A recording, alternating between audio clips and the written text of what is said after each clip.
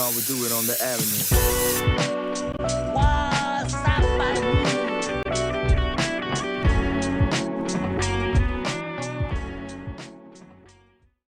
All right, here we are. SeunevA Lifestyles presents What's Happening. Welcome, guys. Welcome to episode, what are we doing? Episode 18, right? With a bullet.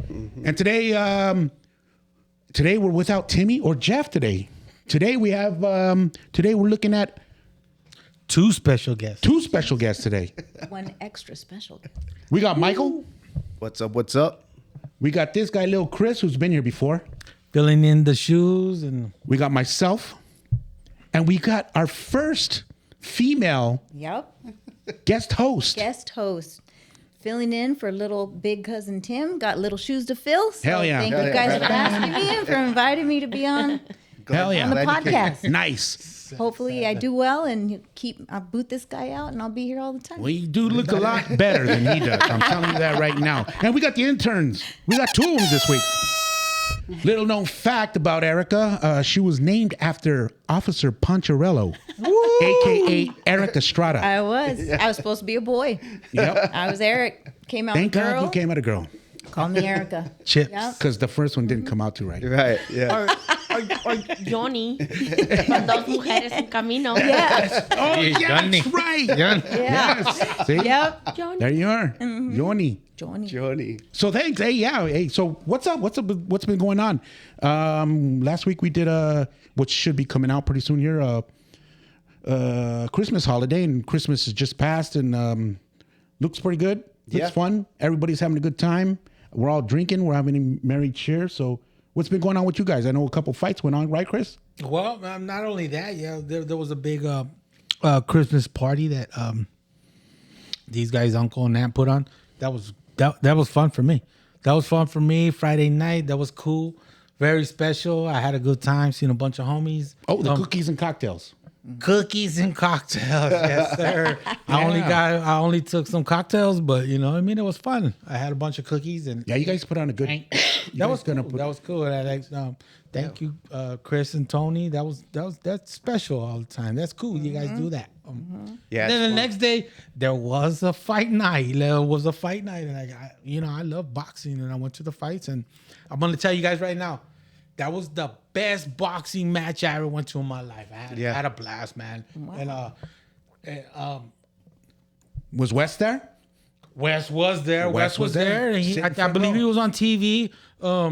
It was a good night. I'm gonna let everybody know this right now. I went to a boxing match maybe a month ago in Vegas, and I went to a boxing match here.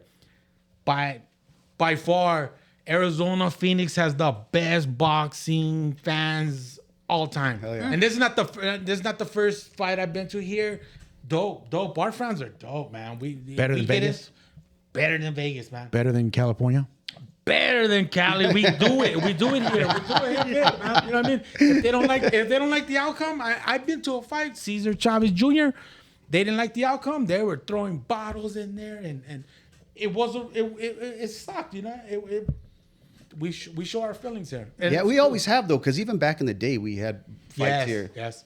You know, Who was fighting? this past weekend. Yeah, Or this back in Bam the day? Rodriguez fought some little cocky dude from Europe, and like I've said in past episodes, we kick their ass. We kick Europeans' asses all the time.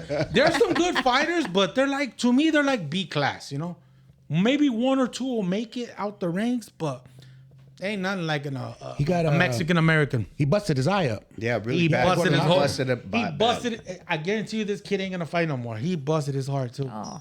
Yeah, he took it to him, and it was a good fight. It was dope. It was dope. Great. It was great, and you hear that now from a lot of. And Wes, who we had on a couple weeks ago, he actually says we're bringing on a lot more championship fights here. So That's a pretty good thing. That's good. Good.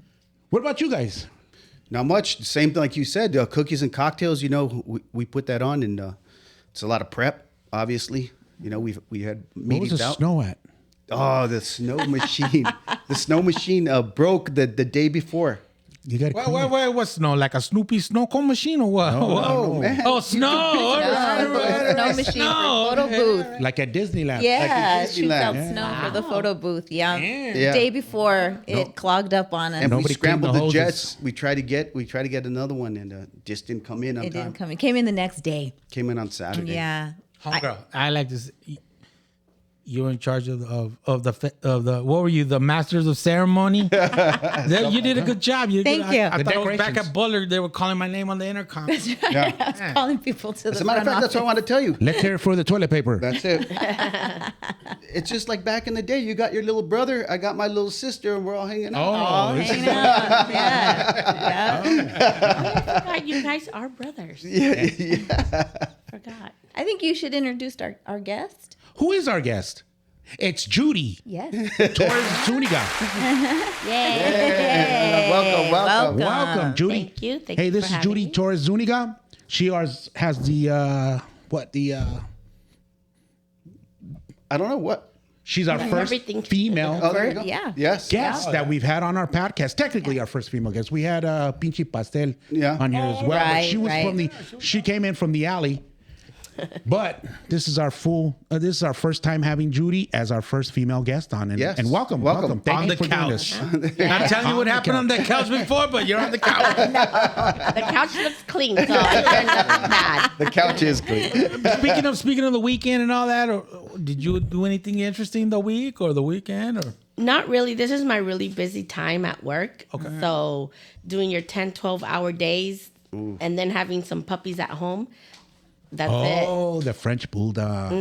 Right? Yeah, they have me busy and wrapped around their little paws. Nice. I thought you were gonna say something now. How many No. puppies? I have 3 left, Okay. but yeah. And I have mom and dad. So there's 5 that run around my whole house. Are you slanging them? Yeah. Well, I have 2 for sale, a boy and a girl. Well, there it is, audience. You guys want a bulldog? A Frenchie. A French French bulldog. bulldog. Right on. Yeah. It's hard. It's hard to even think when the other ones have gone, like, to let them go. Like, no, never mind. Like, I have the space for them. But no. Today, with it being, like, raining outside, they don't want to go outside and use the bathroom. They want to go use the bathroom inside. So there I am, behind them, wiping them, tonta. It's like, okay, no, you guys got to go. So you get attached. You Yeah. Get it down. Yeah. Do you name them? Yes. And then when they come pick them up, you say, "I already named this." So, Like, yeah, you do. Bye, Zelda. Right Yeah. on. Cool. Right on. So they're Well, keeping you because busy. well, I get their AKC, all that stuff. So you have to put a name. Oh, So, right. Oh, Yeah. So Register. I name them. I didn't know that. How did you get into that? My brother has been breeding them forever, for like almost really? 10 years. Okay. And I didn't want one of his because I wanted like a different line, like my own. And then I did my own research back in 2020. It was really hot. Like, they were so expensive, and I paid a lot of money for them. But I wanted different. You get down to their genetics, their color codes, what they can produce. I have, like, my boy, my stud, my son. He's a long hair Frenchie. So those go, like, for 4 times as much as a regular one. And that's all I wanted to have is long hair Frenchies. But I thought he was, like, bored at home and lonely. So I got him the girl, and I didn't want the girl yet, but I got her, and she's a long hair carrier. So she can have them as long as she's bred with another carrier or a full fluffy. And I was like, well, I'll get her because I didn't want to spend that money on a full one. And I was like, I'll breed them, then I'll keep a full fluffy girl, and then I'll finally have my full fluffy. So that's what I end up doing. But my girl está loca, and my poor boy. She says it like a mother of boys. The girl's always crazy. And I look at him, I'm like, I'm sorry. I didn't know. I didn't know you were just a calm, good dog. It's like, oh, you weren't sad. You were fine without her. Mother of boys. Oh, that's fun. But yeah, they have brought a lot of joy, absolutely. to my heart. Yeah. And good. And I say, like, I needed, like, him because I got him first. needed him more than he needed me. You know, I was going through some things, and you know, it's kind of like a baby, and I wasn't gonna have no babies at my age, but it was just something so innocent, and he loved me. Yeah. What's his name? Grizzly. Grizzly. He's a big boy. So you have Grizzly, Zelda, and I have Grizzly, and his girlfriend is Stormy. So Okay. it's Grizzly and Stormy Sky. The one I'm keeping, she's a long hair Frenchie. His side chick. No, no, you know, and I didn't want to keep to have a daughter with him there, and I was gonna breed my girl with a different stud, but I'm like, no, she was in her heat, and to go find one and all that, and then I did find one. All the puppies will end up looking like her, which was fine because she's beautiful, like gray and tan. And I was like, well, I'm just gonna use my boy, and they all came out black and tan like dad. Except one, she looked like a cow, like all black and white, like spots and stuff. And she was like a little cow. She had to take 2 poops, like one poop and then walk a little bit, and another one. They were like massive. I'm like, She's comfortable. damn. She's comfortable. I'm like, damn, girl, like 2. and what was her name? Well, I called her a cow. Okay, Cow. Yeah, I met Cow. Who would have known? Christina brought her to the shop one Oh, time. yes. Yes, and I met Cow. Yeah. Yeah. A long-haired French. You gotta send a picture so we can put it up. I've never seen no. I don't know. Maybe I don't. No, Yeah, I was gonna say I don't think I've ever seen a long-haired Frenchie. It's what you see all the time. It's not nothing crazy. That what you're thinking. Come on, kid. It's not. He's a handsome boy. No. I'm saying it's a beautiful dog. So They're does he have beautiful dogs. like long hair? No. Like, Yes. hair? That's what I'm talking about. He has long hair. Okay. All right. He doesn't have mange. So it. Long hair Frenchie bulldogs. Cool. Right on. So 10 years ago, your brother got you into it, huh? Well, he got into it. So this is him. Oh, cute. Oh, yeah, okay. It's long hair. Oh, okay. So it is long hair. Okay. Yeah. He does that. One of his ears is a little funny, Oh my gosh. but yeah, he loves his mom. Oh, does he? Oh yeah. That's my boy. Usually what mother of boys say, huh?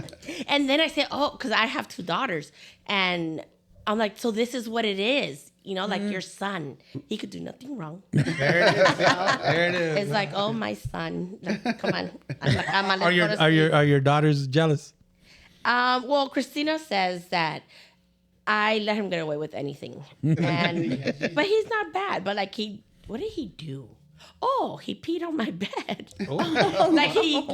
Just try to mark his territory. He's like, no, that's my bed. And I had just changed the sheets the night before. So I'm like, Cabron, did you pee? And right away he goes and he runs. And he goes down the hall, and I take out my chancla and I spank him twice. And she's just there with a smile, like looking. And I'm like, what? What are you looking at? She's like, well, it's about time you discipline him. and it's like, I didn't hit him hard, but it's just, little spank. Like, damn, asshole.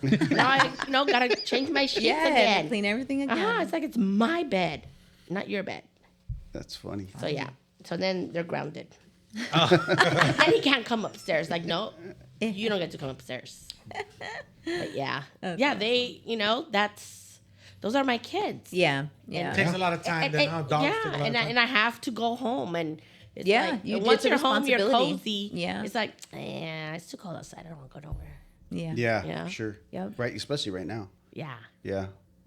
And then in the summer when it's really hot, it's too hot. I don't want to go outside. I don't go outside, right? Yeah. So you mentioned that right now is your busy time. So what else? What else is it that you do? I'm a hairstylist. Right on. So a lot of snowbirds, they all come, and with the holidays, everybody wants to get their hair done. Right. And once they're there, can I book an appointment? It's like you hate to say no. I was like, well, I'm here. You want to come at 6? And hoping they say no. And they're like, yeah, that's fine. If it's fine with you. I was like, well, why not? Like, I'm already here. Yeah. And it's like, and then it's like, oh yeah, it was for color. I'm like, Oh no. oh my God, now I'm really gonna be here 2 hours. Yeah. Is that how long it takes? I don't know. So a color? Yeah, it depends if it's just a regular touch up, if it's highlights, or if it's this. That, just depends. Right. And then it's like, just a root touch up. It will be fine this time. It's like, oh, get out of here. And then it's like, Judy is like, you like to spend, so you gotta take that money while it's here. Right. So, but yeah. Right on. So Yeah. so So we got Judy in the house. So Judy, where you from? Where'd you grow up? What? I grew up in California, in North Hollywood, and but mainly like Sun Valley area, north of LA. Okay. Cool. So yeah, we moved out here. I think it's like 18 years ago. You moved out here to Arizona. Yeah. Okay. Well, my brother came out here first. And that was when, they were trying to, find a house. Everything was in the hood and it was like very expensive. And the hood still looked like the hood. And it's like, no. We had a childhood friend that lived out here and would always go over there. And she's like, come down here. The homes are so cheap and you could this and that. So they came, they looked at it. They're like, if we don't just go así de volada, we're not going to do it. And yeah, they came down here. Like in 3 months, they already had bought their house, so everything was very promising for them. Yeah. Then we came out here to visit for like a Christmas, and at that time, my dad worked at this plant, and they shut it down. And they told him, "Well, you could go to Mexicali or I don't know where, Michigan." And he's just like, "I don't think so." So he had these other like regular jobs. So when we got back, they cut his hours, and he's like, "Screw this! I'm not trying to hustle." Like. At his age, he was in that company for like 29 years. Oh wow. And he's like, I'll sell my house and I'll go to Arizona. And my mom didn't have to go back to work. It was a good financial relief for them because, he brought his money out here and they were going to be good. So my mom, at that time, me and James had broken up. And she's like, come with us and I'll babysit. Like you could live with us and, you don't got to worry. And I'm like, well, nothing's holding me back. I just got to start all over. Yeah. And it's like, nobody's going to take better care of my daughter than my mom. So I'm like, screw it. So yeah, I came too. I'm like, here I come. What year was that around? Like 2005. 2005. Oh, okay. So how was that transition from LA life to now you're coming to Phoenix? So how was that? Well, it was boring. I bet. Because of course I didn't know nobody. And then my brother was in Peoria, and then my parents ended up buying in Goodyear. So we were over there. It was nice because it wasn't congested. Because then I probably would have felt like I'm still in Cali if we were somewhere in Phoenix, right? Where it's more packed and stuff. So, but it was very peaceful, and it was nice because I had my daughter. And I was able to give her more and do more for her out here than what I could have in LA. So to me, that's kind of like what mattered. Yeah. Yeah, absolutely. Yeah. Spend time And with her. and my mom took care of her. And whenever I couldn't do stuff for her, my mom would take her, pick her up, and all that kind of stuff. That helps. Yeah, that helps a lot. Yeah. So I'm gonna get back to North Hollywood. Elementary, junior high, high school, all that out there, right? Of course. Yes. How was that?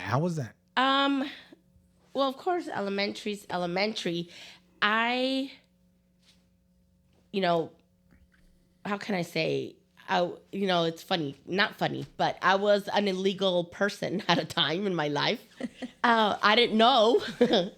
And I remember in 6th grade, okay, so the Dodgers, when they were doing the whole thing there, I remember that there's a documentary like with the whole Dodgers, the Chavez regime and all that kind of stuff and everything that was going on around that time. Well, they had raided my dad's job. And so when they raided, they took my dad in. And I remember my mom was like, oh, like your dad's not going to come home. And I have, 2 other siblings that were older. Your dad's not going to come home. And, they had gone to his work. We'll see, like what happens. We're like, okay, yeah, like we didn't get it. And so then we're watching the news, and then there goes my dad. Oh, wow. And I'm like, oh my God, my dad, he's famous. So it's like, we're like, yeah, my dad was on TV thinking he's like a movie star now and all that kind of stuff. But because my dad did have another daughter and my older sister that were born here in the States, they didn't deport him. They let him stay, and he had to check in every month. Oh, wow. And he said, and that I just actually found out a couple years ago when I asked him, well, what really happened like with that? Yeah. And he likes to like mess around. He's like, oh, they didn't deport me because I didn't. They said you're European, you know, like really sore, you know, like like he's just blowing his own horn. Yeah. But yeah, so yeah, he's like that he would go in and check in and okay, fine.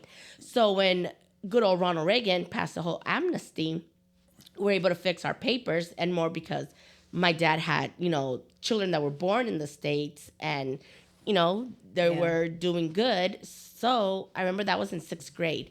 And I remember my mom has like, your dad's going to pick you up. You're going to go. They're going to take a picture of you. They're going to give you a number that you never tell anybody your number. So I guess that's my Social Security. Yeah. And they're going to give you a card and, this. I'm like, yeah, I was just worried, like, how am I going to do my hair? That's what teasing was in. And I remember the phone rang and my teacher picked it up. She's like, Judy, your dad's here. He's here to take you to immigration. And I'm just like, cool, like I get to learn, like, getting my stuff. But like I had my cousin that was also in that class and my childhood friends, they still remember that. And they're like, how fucked up of her to have said that to you. Yeah. And I'm like, she didn't insult me. Because I didn't even know what the fuck immigration was. Right. Your hair was looking good, huh? Your hair was looking I'm like, I'm going to go take a picture. So my parents didn't raise us like in fear Right. or like, the police run or Yeah. if they this, like, no, because I think everybody that I grew up with were probably in the same shoes. Mm-hmm. And that's just, how it was. So, yeah, so I grew up like in a neighborhood, we say our little vecindad, in apartments and stuff. Mm-hmm. And of course, as the years went on, like in our middle school, you have other elementaries and Coming together. and 80s, 90s, all the gangs. Fun, but still fun too, huh? Oh, hell yeah. and lately, I kind of, with Christmas, like, what do you give kids for Christmas? And it's like, damn, it wasn't like us where one of us had a bike and it was the banana seat, so 2 of us could be Right, on you it. can get on And I remember, like, you used to go out and, play and we had to come, back home when dinner was ready. Yeah. And I remember my mom would be like, oh, you guys can't go far. And I remember, like, trying to go around, like, the whole block. We will be hauling ass because, like, we can't get caught. And we're, like we're speeding as fast as we can so we don't get caught, like, going around the block. And it's like we're just going around the block. Like, and I remember one time my poor prima, she had to get surgery on her feet. She had a wheelchair. So we're like, oh, here, let's sit you on top of the car. And so one of us got on the seat and we went all around the block in her wheelchair, like running. And it's like, and I was like, how messed up? Here, you get off. We're going to play with your wheelchair.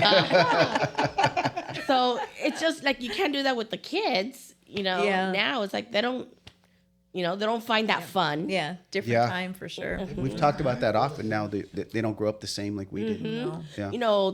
I remember the manager in the apartments would turn on the sprinklers for us so we can run and, get Oh, wet. yeah. And I remember there was like I think where he had a planter. He had taken out all the dirt and he would fill it with water and we'd be like, oh, a swimming pool. But it was like not even as big as this couch. So there was like probably like 3 of us barely sitting in there.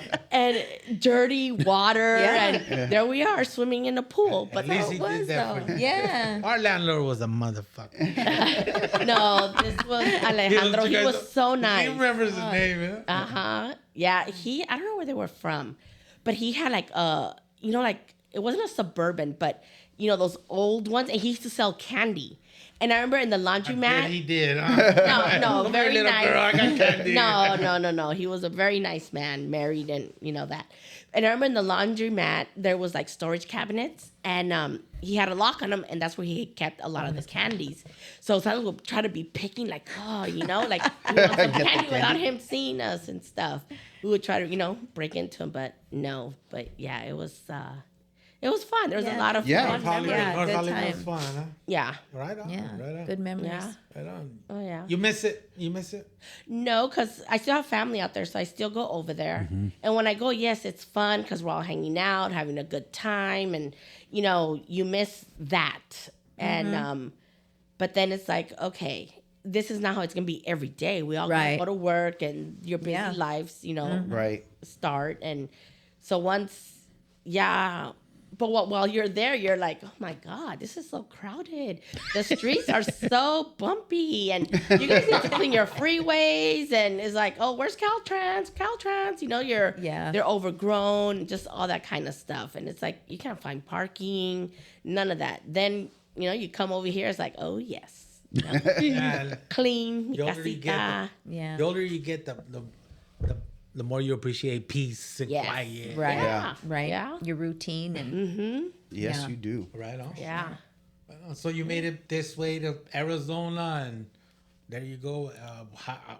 That year on up, You know, for us, I could say Arizona has been good to us.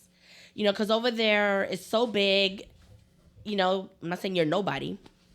Not that we're somebody here, but it's just here, like I was able to give my daughter more, have her, Right. you know, in private schools and, you know, that kind Yeah. of stuff, Right. sports, all that stuff that I wouldn't probably have time over there because you had to work a lot or everything was just not like at your reach. Right. And here it was possible. Yeah. open game, huh? Yeah. Over there's like a competition, who this and that, and over Or it's here just you so had big, a better chance. you know, like, you found There's a a lot good of people. community. Uh-huh. You found a good community for you and Yeah. your daughter. yeah. No, yeah. So, you know, one door opened, another one, and that one opened another one. Right. And So when you're there in North Hollywood, is that when you got interested in doing hair and well, we used to go like to the shopping center that was down the street in Valley Plaza. And I remember there was a Sears and then there was a J.C. Penney and another like salon.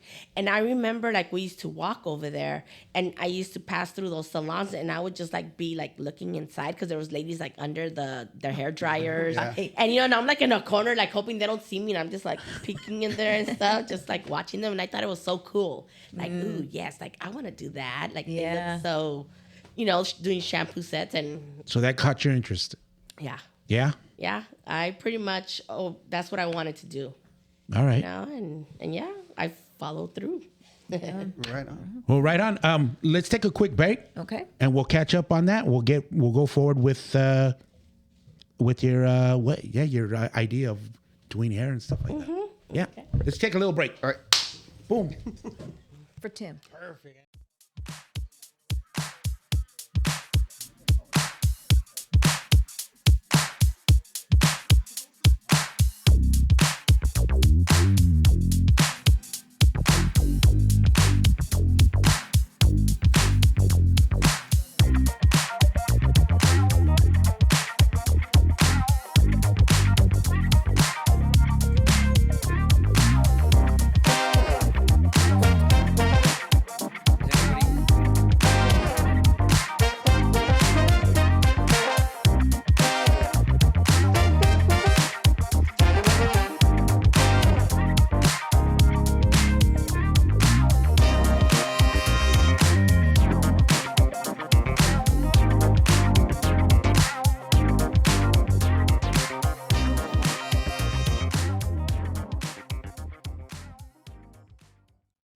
All right, and we're back from a little break. Hey, I think we just got into why, or you discovered in a window, you saw some lady getting her hair done, and you thought, hey, I'd like to do something like that.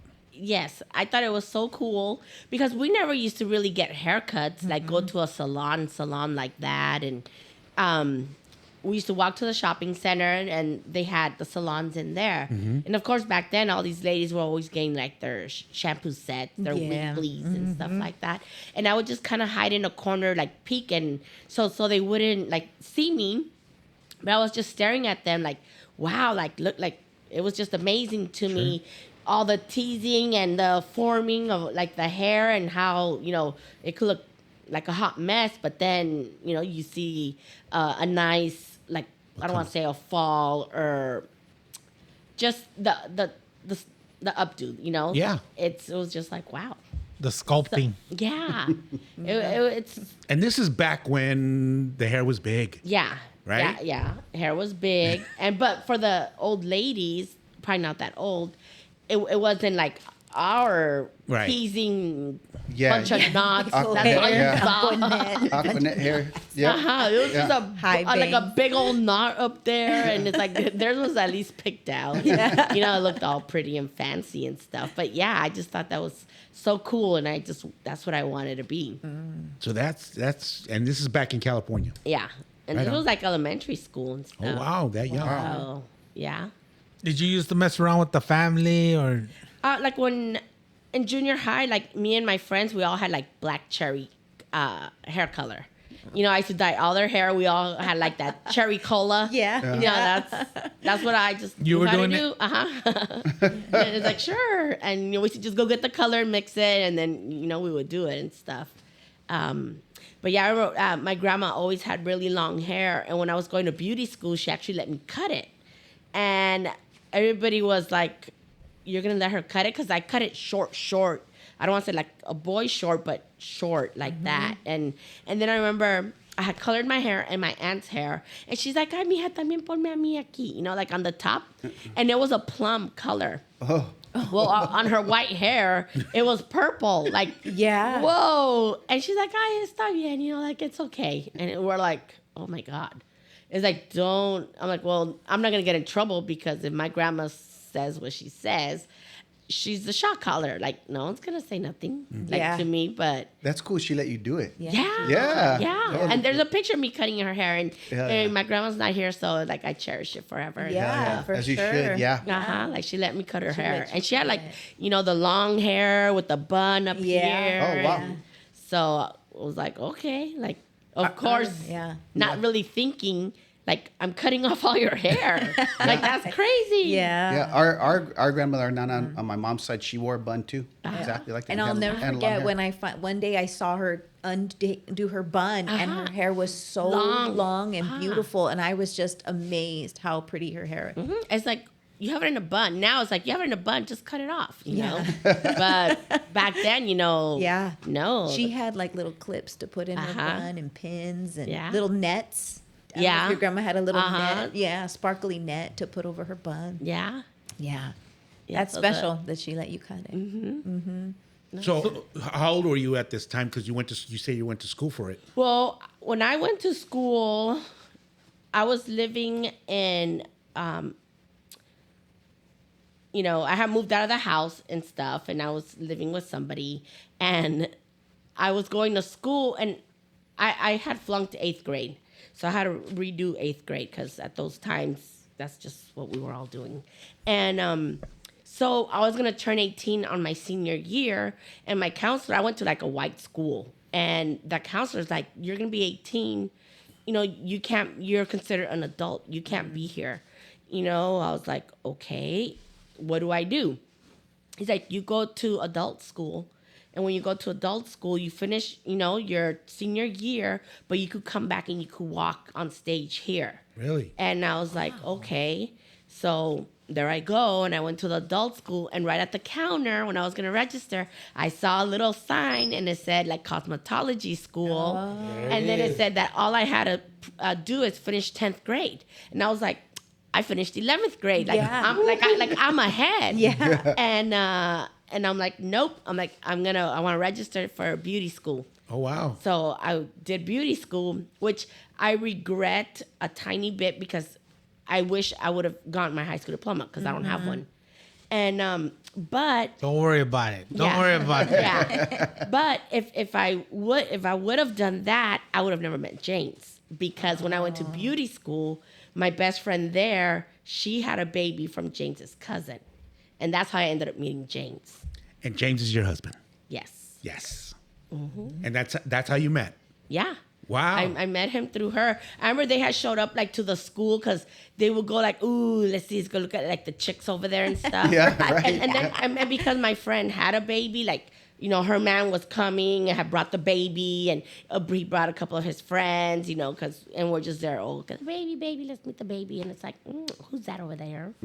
And but I was in a relationship then, but then that didn't work out, and then I ended up like we all went out, and then I really met him, you know, That way. introduced that kind of stuff. So was he cutting hair too at the same time? No, he was cutting hair at his house. On the side, right? And see, but I didn't like hook up with him then.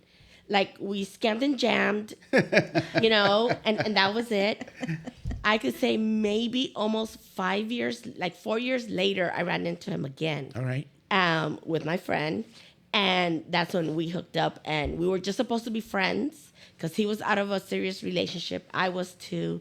And we were just going to be friends, and we became good friends. Hell yeah.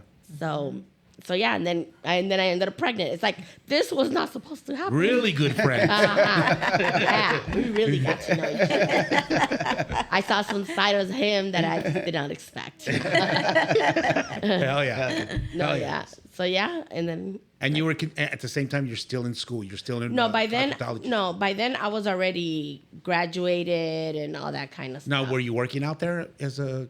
Yeah, in the valley. I was working in the valley. Okay. And then I got pregnant. And then it's like, oh, great. Like, what am I going to do? He's all, because in my previous relationship, I was in for like 9 years.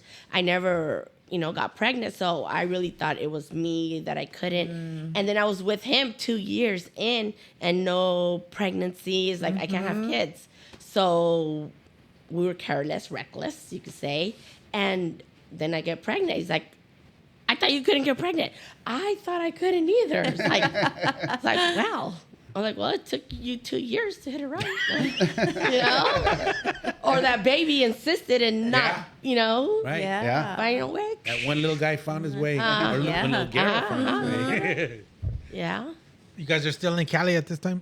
Yes. All right. So Christina had just turned 2 when we ended up moving over here. Okay. And then Christina was, I think, 6 when he ended up coming back over, when he moved over here. Now I know he's from Moore Park. Yeah. Did you ever live in Moore Park or no? No, well, when I moved in with him, but when I was in that other relationship, I lived in Thousand Oaks, and Thousand Oaks is like on the other side of the hill. Right. Probably 15 minutes away. Yeah. And I went to school in Simi Valley, and so Moore Park is right in between Thousand Oaks and and Simi, and small, little towns, you could Right. say.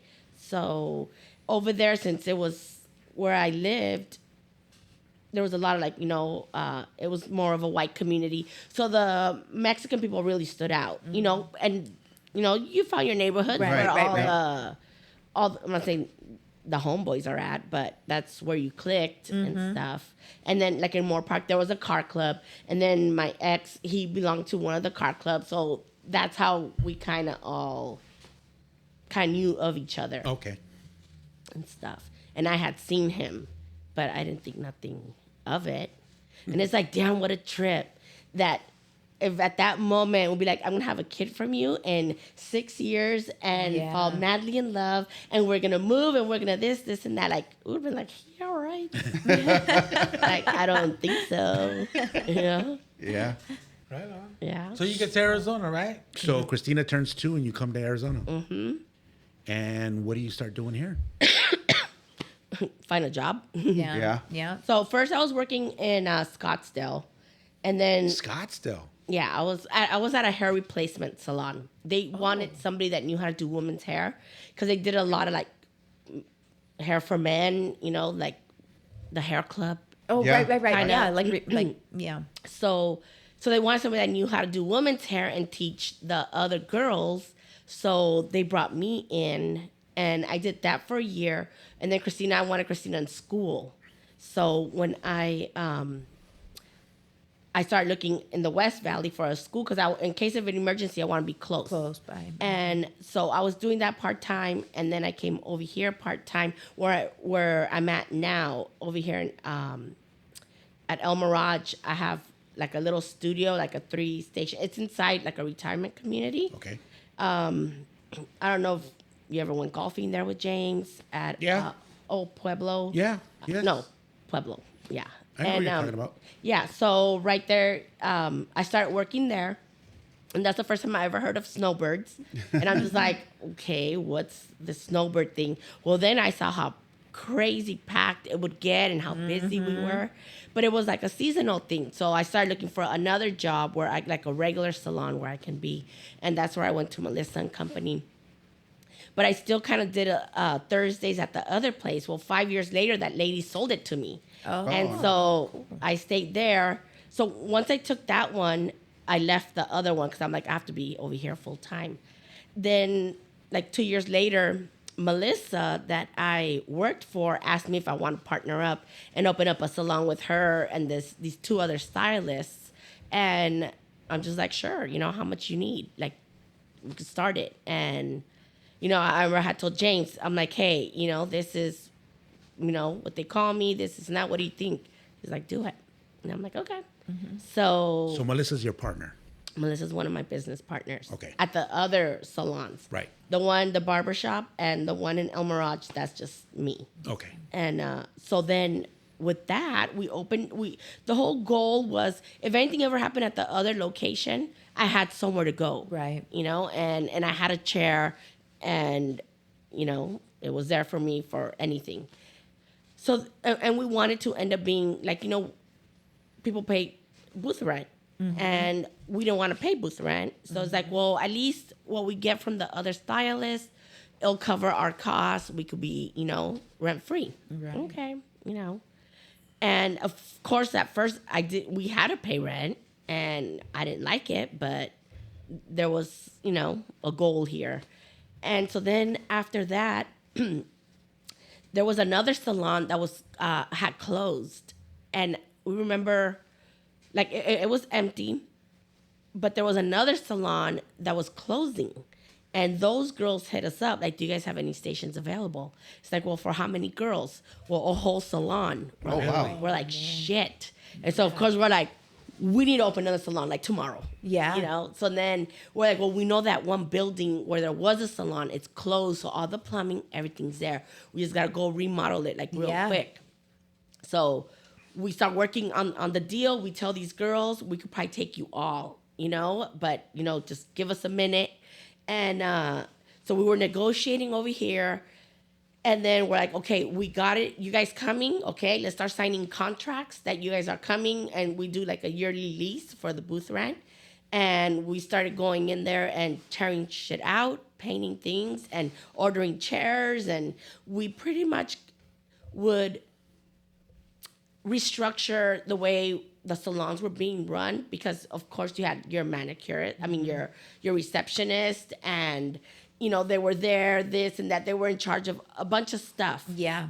And the stylists were very, I don't want to say spoiled, but you had somebody that was doing, you know, throwing out the trash for you and that kind of stuff. I'm like, well, if you guys want affordable rent, you got to do things kind of like on your own here. You're your own boss anyways. You just got to, you know, like pay your rent. We provide back bar, this and that. You just all got to contribute to doing, you know, the laundry. And we have somebody that comes and cleans the salons twice a week.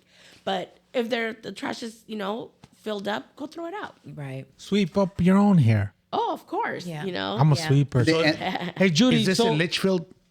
That one, yes. Right. So the first one we opened was right there across from the Wigwam. The Wigwam. And that one was like a hole in the wall. That place was like, we tore up some walls and it was like a Tiffany green in there. It was like a dog grooming place. It was like ugly. And when we opened that one, James was there. You know, I remember him tearing out stuff and doing. Oh, we wanted. First, we thought we were gonna go with the concrete. Well, it didn't look good. Like, you think James could do the flooring? And I tell him, he's like, who's gonna help? So then one of the girls thought that was gonna help, and quién sabe quién. And he's like, okay, this is where we're gonna start. We're gonna go this way. You guys go that way, and I'm going this way. And he came back, and he's like, no. Because they were just stacking. He's like, you're going crooked. No, we're going, no. And so he goes with his string and pass, you know, and draws the line. He's like, you're going crooked. Take all this shit off. So then they were mad. So you're learning on the fly all this business. Oh, I'm learning all kinds of shit. The build-up of the store. All You're the learning all this. demo. Real quick, Yeah. James did have knowledge in the construction. Oh, he could build anything. Yeah, he had knowledge in construction. He did that back in California. Cali, And he did that here too as well. Yeah. So it was to our advantage that he knew how to do all that kind of stuff, for us. And now of course, I can't get that kind of stuff. I gotta pay for it. But so we got in there, we did that, we opened up the second salon. All those girls came in. Then people wanted the private rooms, the suites. And we're like, oh, and so one of my business partners, she's all like, the dentist is her client. She's like, the chiropractor, he owns a building, and the chiropractor passed away. He was in an accident, and he asked if we know anybody that wants to like rent it. We're like, well, let's go look at it. And it's like, damn, he already has the rooms. I'm like, if we put windows and a window door, now we can see in. It's not so like, closed off. Yeah.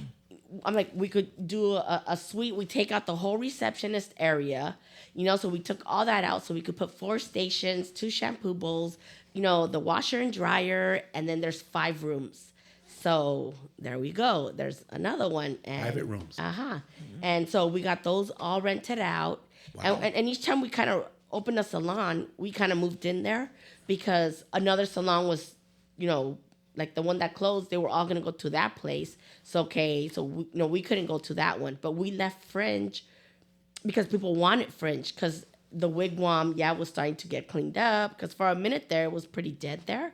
And so people wanted that location, and it's like, fine. So then we moved. And then, we were at Beauty Box, and then from Beauty Box, same thing happened. A salon was closing. The girl had to close the salon, and they reached out to us. Do you guys want to buy our equipment? And it's like, that's just so outdated. Like, really? Yeah, it's like, hell no. So she was closing it, and those girls needed somewhere to go. But some of the girls there didn't like one of my business partners. And it's like, because since Melissa owned Melissa and Company, she was one of the original salons out there, and it was like you're upping up, and when they changed things, the girls just got like nasty and that kind of stuff. So some of them were still a little resentful, and we're like, whatever. So that owner that was closing it is like, well, just close it, and we'll deal with the property manager. We'll open it, and we don't gotta buy none of your old equipment. But ella de terca, and it's like, because in that one, the girls needed somewhere to go, because she's like, I'll just close it, or I'll pay next month, and I'll get everybody out. Wow. And so these girls won't have nowhere to work, for like a month. And it's like, so either we buy her equipment, and we take over. So we kind of took over the end of her lease, and so we could keep the girls. Right. How many salons is this at this time? Yeah, that's what I was going to ask. So you had Fringe. There's Beauty Fringe, Box? there's Beauty Box, Salon 505, Westside Hair Affair, and Salon James. And you're all part of all of that. Yeah. Wow. Who comes up with the name? Look at you. We just kind of, I don't know. Feeling of the day. Yeah. Like we had a meeting, and how about this? How about that? Yeah. I didn't like Fringe. No. No, I didn't like it. But I was like, outvoted. Yeah. And that's our whole system. Right. Hey, you can't get butthurt. Right. Shit don't go your way. Because there was five of us to start. Because so there will always be 3 to 2. Right. And but then that girl ended up moving to Texas, and when we were opening up the second one, and then later she's like, I wish I should have just stayed, or I should have been able. And we all have our jobs. Yeah. And she's like, I could have done my job, from out here. And it's like, no, you couldn't. But she's like, God, I wish I would have just stayed. And they also left because her husband got a pay raise that he couldn't be able to to have out here. But now it's like, if you would have stayed, probably the extra you would have made would have been his raise, and you guys could have been out here. Right. That was Is it- French. Uh-huh. So the next one was called what? Fuck French? No. playing. No, it was 505. Right on. Because the address is 505. Okay. So it's That like, sounds well, cool. That's a good 505. name. I like that name. So how many other that co-own these? Is it still 5? No, 4. Because that one, She when she left, and it was, if you want out, you walk out. Like, you take nothing. Are they all women? Yes. Awesome. And so, she did. But now it's grown that it's kind of like, you want out, we gotta buy you out. You know, like Oh, yeah. Yeah. Yeah. So right. you said now. So now, how much do you got now? And Well, you there's- got the barbershop too, right? yeah, like the barbershop, you know, my husband started that was like his thing. Yeah. You know, I was in El yeah. Mirage, and then I would do 2 days at the other salon. And so I have 5 with my friends and then 2 on my own. And just to let the audience know, from a beautician to a barber, it's not the same. It's different. Yes. It is different. It's a lot different. Very different. It's different. Like I can't cut like a barber. No. And I've been yeah. cutting hair for like 26 years. Yeah. And I always swore, oh, this summer I'm gonna learn. I'm gonna learn. No. No. It's and vice versa. A barber can't do what you do. And I know what's yeah. going on. I used to work in the salon too back in the day. That was my first job. Yeah. That was my Really? first Doing job. what? Yeah, Maud Hatter, hey, Westridge. Sweeping.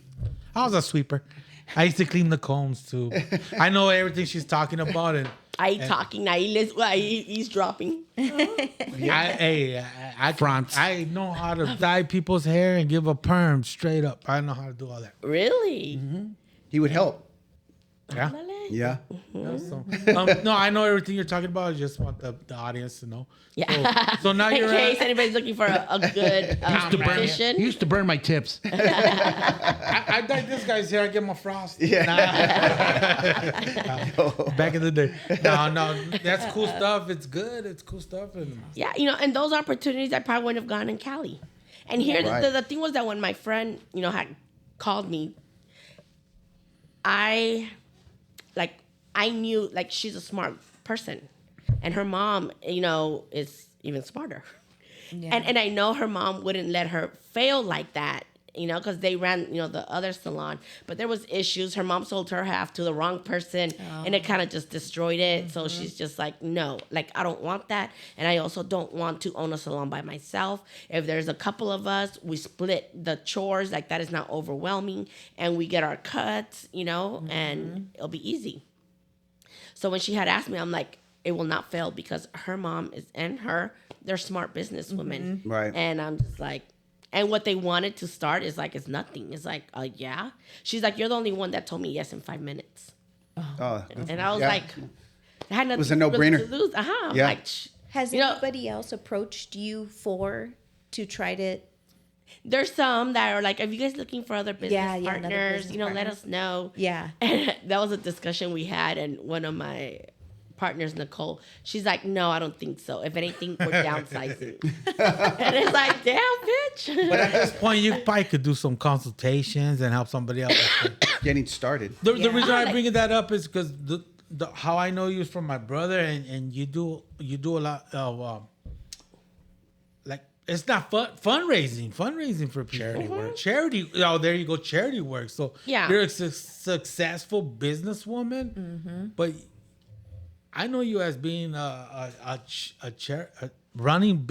The car shoes are dope. The car shoes are dope. Charity. And then the charity's dope, man. No, yeah. And it goes to, you know, the way you were raised, Right. you know, and also your own upbringings. You know, we didn't have a lot. You know, we were also, you know, messing up and some, you know, and when your parents are too busy, like my mom will be like, you have homework? No. Okay. How does she know? Yeah. She's not talking to the teacher. She's not checking my grades on a app or, you know, none of that kind of stuff. We could tell her whatever we want.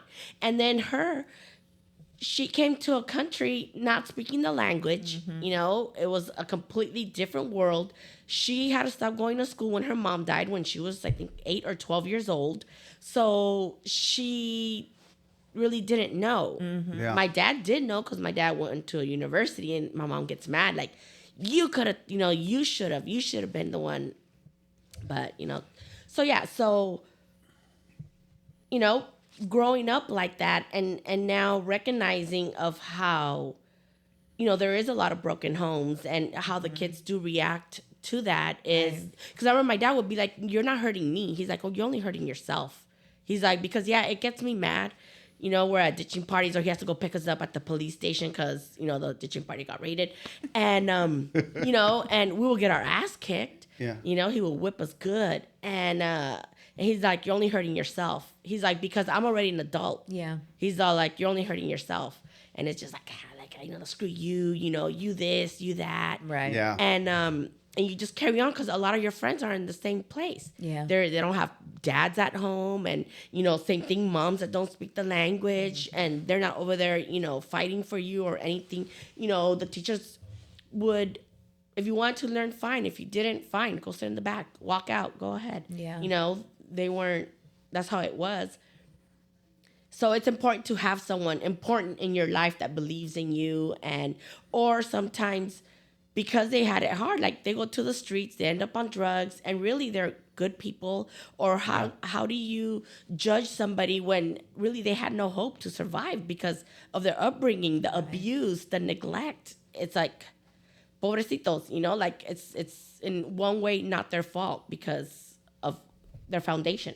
Correct. Yeah. Right. So let me stop you right there real quick. Looks like our camera went off, but so Yeah, we're going to take a quick break. So, and then we'll come back and we'll pick up more on the philanthropy that you do and charity work.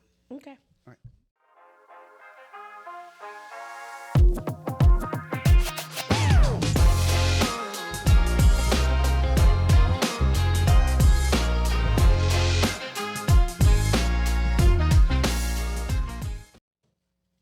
and we're back. Nice to see you again. Where'd we go? Where you Man, no. Just think- I mean, we were having a good little conversation right here at the break, and we should have been having it right now. But what were we getting into? We were getting into Philanthropy. philanthropy. The fundraising. You own all these. You own your salons. You own the barbershop. The artificial grass is still going. Yeah. Yeah. She also Yeah. owns a landscaping busy. Oh, wow. You didn't tell us about that. Yeah. Well, I'm surprised you had time to come. I know, right? That's why I only have enough time to work and my dogs. Everything else is like So artificial. Yeah, the artificial grass, hardscape, landscape. That one, because my husband, he knew how to do everything. Right. And he loved mason work. That was his Okay. go-to. That's what he loved. He liked being outside and putting rocks together. I don't know, but Yeah. so coming out here, when he first came out here, he was working at a construction place as a laborer. And of course the pay out here was such a shock to him. Yeah. And then it was in the summer. And A shock being better or shock being like surprised this is what they get paid? yeah, surprised at what they get paid, shitty Okay. pay. Okay, And gotcha. Yeah, I get it. And and here is like, he was gonna come out here, and I had asked my parents, like my dad, is it okay if he comes and stays here with us while he looks for a job, and then we'll get our own place, and then we'll leave. And my dad's all like, where is he gonna sleep? And I'm like, in my bedroom, because I slept with my daughter in her room. Yeah. And my bedroom was on the other side of each other, and my parents' room was in the middle. So I'm like, so it's not like you could, it's like, the door's right there. And I'm like, he'll sleep in my room, and I'm gonna still sleep with Christina. And he's like, fine. And here in our 30s, I have to ask permission, out of respect. Yeah. And we can't even sleep in the same bed. And James is all like, does your dad know we have a kid together? And it's like, yeah, but hey, we're just gonna do what he says. And that's why the kids now don't understand that. They think, okay, my brother just spent the night. Hell no. No. Yeah. Right. And it's like the door stays open and gotta be out of here by 9 o'clock. When I'm ready to go to bed, that door's locking and everybody better be out. And and they don't get it. Right. And it's not a big deal. It's like, no, it's like you guys just don't get it. So so we did that for a little bit, and then we would go over there and watch TV, and then we will all spend the night in like my room. Like all of a sudden I'll see Christina with blankets and stuff. I'm like, what are you doing? She's like, we're coming to the sleepover. So the three of us were sleeping in the same room. And then he was like, she should not be sleeping with you. She should not be here. She has her room. He wanted to the disciplinary thing, and it's like, no, we can't do that here right now with my parents, Yeah. And then all of a sudden, or in the morning, he'll wake up And he'll see her there on my side on the floor, like pobrecita, like a bunch of blankets. What is she doing here? I'm like, I don't know. She snuck in here. She wanted, because she'll be like, I want you. Mommy, I want you. So of course it's like, yes. I'm like, we're not going to get in trouble if she's in here, you know? so then I'm like, okay, we need to get out of here.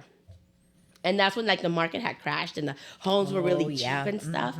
So it's like, okay, first time buyer, Obama will give you $8,000 and all this kind of stuff. So we started to look, and he was working. I'm like, I don't know how you're going to do it, but you're going to have to pay for a mortgage. So you better hurry up and find a job. So he just got any job. Right. You know, hot ass summer, and finally we get our house in Buckeye and bought a house, you know. Nice. And so yeah, so he remodeled, did all kinds of stuff. And he's just like, that I'm very quick to be like, can you just knock that wall down? And maybe we could do this and this and that. And then he's like, and if I don't do it fast enough, it's like, you're upset. You know, he's like, sometimes you have me stressed out. Like, I can't come home and relax. My body's all cramped up, you know, from being in the hot sun. And, you know, so I'm like, yeah, you know, you're right. There is no hurry. So, you know, he taught me a lot. I watched him do a lot of work and stuff. So then he's like, okay, I want my contractor's license. I'm like, it's hot as hell out here. I'm like, you're going to beat up your body. I'm like, why don't you just get your barber license? Because then he wanted that too. I'm like, get your barber license, you know, get your shop, you know, work indoors in the AC. And if you still want your contractor's license, then you get it, but you need to make money. You know, you can't, I'm going to be in school and no money. No, you know, you got to bring something. Right. And so he's like, okay, fine. He was doing that. He did that. He's like, I still want my contractor's license. He's like, well, then go to school. And so he was going to school early, first thing in the morning, and then go to work. Wow. So when he passed, you know, but he had put me as an additional to his license. Nice. You know, as his wife. Yep. So when he passed, they said unless somebody reports it, they're only going to give you 30 days to replace the primary license holder to the business. If not, like the business account is like suspended because there's no active license holder. And the lady's all like, you get it, you know? And I'm just like, how the hell am I going to get it? Like, I know some stuff because what I've seen, but am I really going to know the difference between like a globe valve and, you know, whatever else? Like, no. I've done some things but did I really do a huge job? Like, no. But, so I have a little bit of an idea because there can only be one person that would have ever done something like that. Just because they want to be by the rules. But I got a letter that he passed, and I need, you know, an active license holder. And it's like, who would do that to me? You know, it's like, that's so messed up. It's none of your business. No. And it's not like I was doing big jobs or like things like that. So I just kind of like didn't do nothing. I didn't want to do nothing. And the lady's all like, you know what, you do it. She's like, and I'm going to help you. You know, she comped my school, she comped my books, and then like I was like, I can't do it. Where's this lady at? I'm sorry. She's in Phoenix. Okay, but she handles like the license. The register of contractors. And so the letter you received though was from somebody that sent a complaint saying, like from the registrar of contractors. They sent me a letter that they were notified that he had passed and that I have so many days to get a different license holder. Got it. And so this lady, when she had told me that I need to get it, she's like, I didn't know James. I didn't get to know him until a little bit later. She's like, I always wondered why this guy would only come at 8 in the morning or 7 and leave like 1 hour later. And he would come and ask a couple questions and he would leave. And I would see his shirt that said like Nippers Clippers. And she's like, wow, that's a kind of cool name for like a landscaping company, you know, because you're clipping stuff. It's like not knowing that he was a barber. She's like, and then later, she's like, I found out that he was a barber, and she found out by the charity work that he does. And she's like, he was such, like, what a, not saying great story, but great person. I'm getting off. So she was like, so she wanted to help me, to keep it. So she comped me all that stuff. And then with COVID, she's like, the good thing is that you don't have to go to the school. You can do it at home. So she comped me that program. But with that one, you only have 30 days. Oh, wow. So I was trying to study and all this kind of stuff. I'm like, damn. And I was like, okay, I think I'm ready. And it's like, no, I'm not ready. So then after I was like, I'm not going to do it. You know, this wasn't my dream. This was his dream. And, you know, like, when do I have time? It's like, I can't. And then this one offer came up. And I'm like, fuck. You know, I'm like, I really don't have to do nothing. And so I'm like, I have to do it. So I reached out to her again. Okay, got you down. 3 weeks, I went, I passed, and I got it. Contractor's license as well. Yeah. Fucking awesome. So yeah, and to me, it's like, you know what? He left me so many different ways to also me to still make money. Yeah. Yeah, I have the barbershop was his. And my whole thing is also, I don't want to lose or just give up on things that he worked so hard. Like, his time didn't matter. His time mattered. Yeah. Right. And then That's cool. he's left me a lot that for me to still have different avenues of make an income and still live comfortable and, you know. Yeah. So, so yeah. From behind the chair to, you know, get the wheelbarrow. And, Wow. you know, like, and I'm gonna say I'm hands-on, but I've laid pavers in my yard. Yeah. And then I had them remove them all and really do a good job. You know, just like little things, you know, I'll YouTube a lot of stuff. And it's like, okay, well, I'll do it. My parents help me out a lot. Like the backyard, my dad mows the grass. And if the dogs have broken like a sprinkler head or one of those drip things, you know, my dad will change it. But at least I know what things are. Yeah. And stuff like that. So yeah, you know, I had to learn, you know, these things. And it's like, damn it. It's like, does anybody know how to cut palm trees? And there I am. I have palm trees. Hey, Judy, nobody likes the pala. Nobody likes the pala. No, I'm over there trying to buy a big old scaffold, you know, like I could probably get to have the little mini chainsaw that has like a stick. And I'm there. My neighbors probably could see me up there on a 10-foot ladder. It's like they look ugly. So, yeah. Yeah, that's... So you got your business like that. James left you with, like you said, with that stuff like that as well. But you guys were also involved in a lot of charities, both of you. And I know James. I remember when he was around, he always went to Marvin's Mission. I never knew what that was when I first met him, and then to find out what it was and what was happening, what he's doing, I was like, wow, this is dope. That one was, there's one guy, Ron, he laid tile with him. He would go volunteer to feed him. And he had told me, hey, you know, there's, nobody goes out there and cuts their hair. Like, would you be interested in going and just donating your time? Because some of them have, like, job interviews and they look like crap. And he's all like, yeah.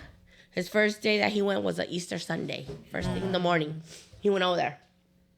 And yeah, he even came out on the news. He had just opened up a shop and all that kind of stuff. But like, say in the neighborhood, and you know, he would do things like that and stuff. And so yeah, so you know, he had gone, and then he went again. He's all like, hey, there's some women that are there. And I'm like, yeah. He's like, and they want me to cut their hair. He's like, but they have all these knots. He's like, it's gonna take me the whole time probably to untangle their hair. He's like, will you help me? And I'm like, yeah. So there I go with, you know, my clips and extra brushes and combs, so then I could give it to them after, like, take it, brush your hair.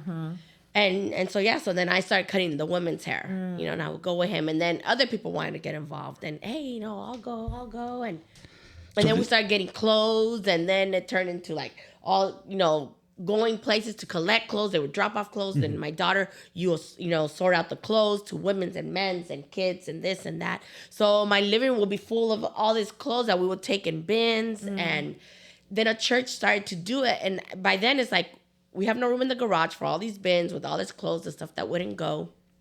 And so when the church started to do it, I'm like, let them just do it. Yeah. You know, it just became a lot. And And so, yeah, there was people that didn't even know how to, like, didn't have a license, but they would go in and cut. People that just wanted to, like, volunteer. And, you know, he had a lot of friends, a lot of people that supported him and loved him.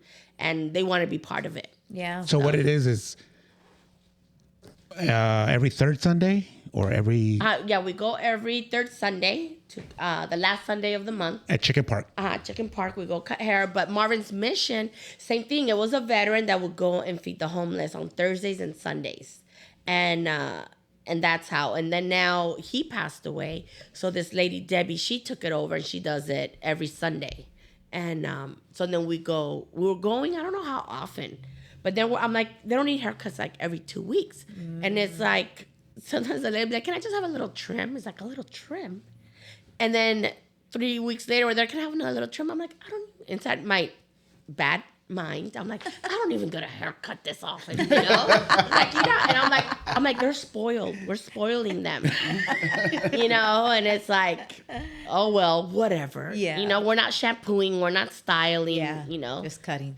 And yeah, sometimes there's been some that are like, sometimes they don't want to approach us because they're so mad at, they're embarrassed. Oh, yeah. Oh, yeah. And it's like, I'm like, no, we'll turn around, we'll turn this way. I'll have my back towards like where they're feeding and all that so they won't see. And I'm under there trying to like clip it all. And some they'll and come out like a helmet, you know? Oh, wow. Of how matted. Yeah. Some girls are like, if you can't save it, then, you know, it's fine. And I'm there and I'm picking it. I'll just stick my scissors inside the knot and just like cut to break that knot out and stuff and try to save like whatever you can.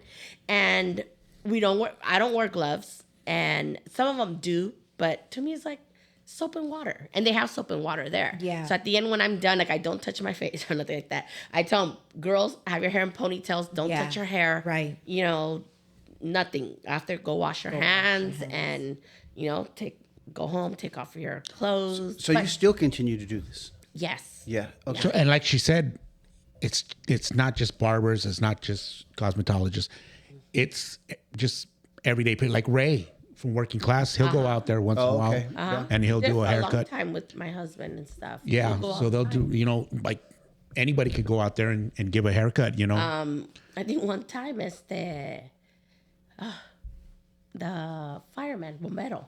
The bombero, Greg. Greg. He He's was been over out there there. cutting too. I think it was a Christmas time. Yeah, he was. Yes. And I think you get Jesse from the Greater Good, who used to work at Nippers. Yeah, you know, because they were all there, and so they would all come. Right. And then, you know, they all like, you know, branched out, did their thing. But yeah, like he does a lot of charity stuff too. He does a lot of charity And, stuff. Yeah.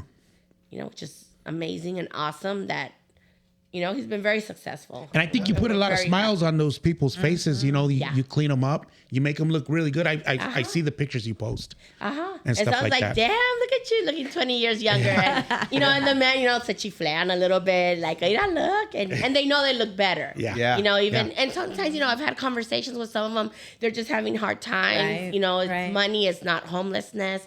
And, you know, just, you know, saying shit out of luck, like just things like that. That I think one time, my first 3 men, they were like, I'm not saying sad stories, but where our conversation lifted them, you know? And it's like, Just somebody hey. to talk to. Yeah. I think too.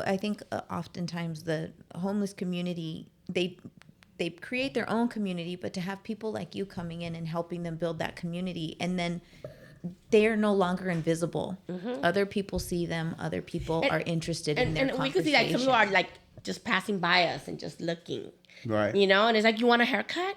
Yeah. You know, to kind of break the ice. Yeah. And yeah. how much is it? It's like, it's nothing. Oh, wow. Yeah. Yeah. And then, That's cool. And then they feel comfortable to start talking to you and Yeah. they're not embarrassed and you know, Right. things like that. You know, just, you're not going to be asking like, what got you to the situation or whatever, Yeah. but just, oh, it's so Small cold talk. out. It's Yeah. like, oh, this and that. Yeah. And, you know, we were there this past Sunday Yeah. for like their Christmas dinner. Nice. You know, so they'll Yeah. make them their regular and then they'll make them still another meal for like their Christmas, like with turkey, ham, and all that kind of stuff. Yeah. Well, and you're now a familiar face too, so Yeah. you know. Yeah. that's And sometimes it's sad because then you don't see some of the faces that were always there. right. And some of them found homes where they placed them, and it's kind of far. And some will be like, I still take the bus over here to get a haircut. And he's one of the first ones, Corte, ándale, véngase pues. Yeah. And and cut their hair and stuff like that. And a lot of the barbers from Nippers, they go down there too. And they don't have the time. So Judy, I known you as I met you as James's wife. Yeah. But when I really got to know you, my brother said she's having a car show. She's having a big car show at the monastery.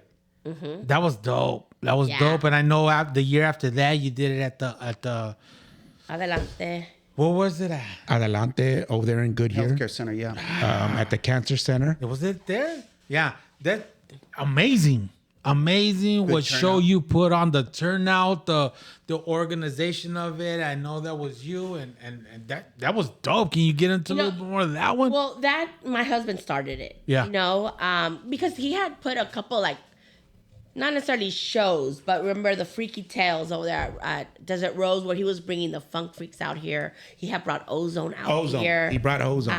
And he had a couple of them there where he had, the music, because he wanted to bring funk really into Phoenix, Arizona, Yes. like the underground. The underground funk. And so because that's what he had listened to the past 30 years. Mm-hmm. And so he really wanted to so he was doing that. And then cars, his friends with the cars would come, and then he had vendors, and it was popping. And he's like, I kind of want more. He's like, because if we could do this, there could be a good purpose to do this and something behind it.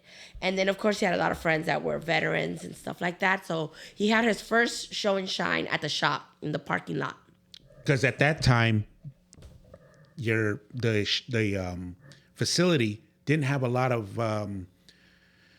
businesses in the whole strip mall. Yeah. So there was a lot of places that were vacant. So we had parking. Yeah. And the property manager, when he's like, well, do I need permission? He's like, well, Goodwill was coming, but they were buying, because it used to be a Fry's. They were buying that building. So some of that parking belonged to them. And it's like, well, do we have to ask them? She's like, well, let's just say, sorry, we didn't know. So she kind of worked I that. remember that. Yeah. And we blocked out a couple little. He's like, you have to leave this open. You have to leave this open. But from here, that way you could block it. But when it comes to the Goodwill, don't block over there, but use their parking spots. Right. And it was overfilled. Yeah, it was. I went. It was. And that was for the Wounded Warriors. The Wounded Warriors. Yep. And then the following year, he did the cancer treatment center. The cancer treatment center. He did it across the street. So you guys pick somebody, different group every year? So basically, the show and shine that's what happens. They choose a different beneficiary, Right to benefit. And that one at that cancer center, that was on a Sunday. That was on a Sunday. And it was, I think, only from 12 to 4 or I don't Sunday know what it fun was. day. And same thing, we overfilled. The people there were shocked because we had a VIP area where Rudy's came and all the people that were staying there and the families, they all got to eat for free. Yeah. There was the music, there was the cars, and then I think some of them were the actual people that voted for the cars to win because they're people's choice. And we had the vendors, great turnout again. Mm-hmm. And so then it was just gonna grow and grow. But then later he passed away later that year. And so the following, he had the Car Club Toda Madre that was always been his number one supporter. And, the other car clubs, because they were all his customers, clients. Right. And, they've always been very supportive of him. So they were no, we still got to keep this going. So for 2021, we were going to have it at the Cancer Treatment Center, I think, again. But they said no because of COVID, regulations, and this and that. And it was kind of a last minute where we were trying to put it together. And, they told us, hold on, let us try this, try that. And later they said no. So then the following year, that's when the sisters when That's when the little guy on this side of the table said, "Hey, I know a place." because we're like, no, it's like we need a lot, a parking lot, a big park or a big piece of grass, and he's just like the sisters at the monastery. Yep. And it was hard to get because of COVID. No facility was, like she said, no facility was letting everybody just do something, and the monastery was like, "Well, Come on down. come on down." Uh-huh. That was dope. And everybody loved that place. Everybody was like, oh my God. Oh, you just saying 5 more minutes. Everybody was just like, oh my God, this place is beautiful. Like, you would never think knew that it was was there, there, right. in Never that know it was neighborhood. there. Yeah. It's like a little, like, you would go in there, you would just feel like that peace. It's so beautiful. After I'm like, I think I'm going to miss you, sister. Like, I want to be back. Like, just walk around the grounds and... She asked, "When are they coming back?" I'm like, "Yeah, bless her heart. we'll come back later on. Yeah, We'll come down the we'll do road." something. So he wanted to keep it where it was gonna stay in the community, like where it was gonna make a difference in the community. But the Wounded Warriors were his friends. Did it for that. The cancer center, it was for the people there at the cancer center, for the families there in the cancer center, and then with the sisters, it was for them. And then Adelante. that was the Make-A-Wish, and we chose that because one of the guys, Al, his wife died from COVID, and she was a big supporter of Make-A-Wish. So in her honor, we chose them, for her, and they've been there with James doing all this, with him since the first one. Right. So we've had La Madre, we've had George, Ray, and Al. So, a lot of people. Right. What's 2024 got going on? What do you got going on? We have, this one's going to go for the Mercy's house, and it's going to be at the Goodyear Ballpark. And it's on Saturday, September 13. January. Why am I thinking September? And what's the Mercy House? The Mercy House, I love the Mercy House. Okay. I've heard of the Mercy House, but I went and I met Miss Mercy. Oh wow. And Miss Mercy, I love her style. She is so direct, to the point, does not sugarcoat nothing. Así. She's the boss. She's the like boss. you. A little bit. I'm like a Mercy. Like willing That's a to good help. name too, huh? The Mercy House. Yeah. Well, Several different. you gotta have, mercy for these poor kids. But, willing to help. She's willing to help, but you gotta show up. Yeah. Of course. And like, Put in the work. and she's not pobrecito que this and that. It's like she's direct and straight. She's going on her 30th year doing it, and it's over here in Cashin, and helping the neighborhood kids reading, after school homework. Not saying with the church, they have Bible study there. They have I'm not saying it's not a group home, but people with addictions and things like that. I think there's this one guy, he goes and helps the boys like how to use power tools and just kind of hands-on with just your regular basic stuff that. So she has a brick and mortar? She has a facility? Or it's out of her house? Oh, she does. Yeah. So this house belonged to her brother, but her brother passed, and he left it as long. I think he left it to the church because I think he was going through hard times, but then he found, God and, stopped and was really serving the Lord. And she was like, okay, you were renting the house. It was across the street from hers. You were renting it. I'm going to rent it from you because I need to move these kids over there and out of her house. And so he said, okay. And now Keep going. the church, he left the church. He left the house to the church, Right. with the conditions that she couldn't always have that place to have this. So the church pays for all her bills and stuff like that, the water and power and things like that. And she has nothing but volunteers. And until she retired, she was paying for a lot of it, out of pocket. Wow. So now that she retired, she gets all these donations, of a lot of successful people that grew up in Cashin, To donate back, that now, are taking care of her and helping her and stuff like that. Wow. Hold that. We're going to take another quick break, and then we'll pick back up with the Mercy House. Mercy House. We're gonna come right back, real quick. Question.